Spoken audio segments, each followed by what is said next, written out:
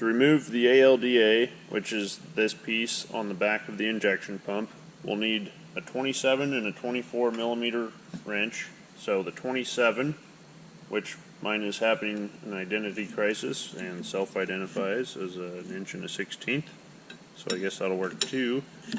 That goes on the pump, and then your 24 goes on the ALDA. Loosen that. Once that's loose, swivel the swivel nut,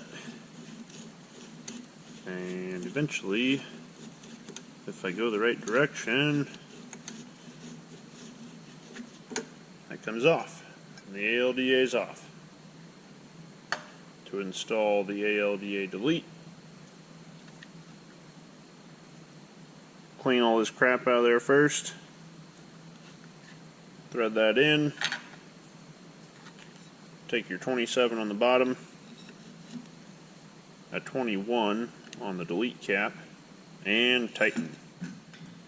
So now you're saying, Joe, you forgot to tell us what happens to this plastic line coming off the ALDA. That's a boost reference line, plugs into the back of the intake manifold. So you have two options. You can buy this adapter, which is M8 by 1.0, which is a fine thread metric. It adapts that to a push lock for an 1/8 inch plastic line. So this is my favorite spot to grab a boost reference for my boost gauge that I run in my truck.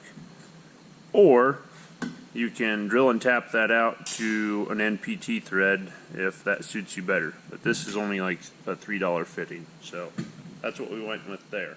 Lastly, you want to make sure you keep the ALDA, because if you ever get your pump built, you have to send the ALDA in with it. So don't throw it away. And even if you don't want to build the pump, you can sell the ALDA because people want them.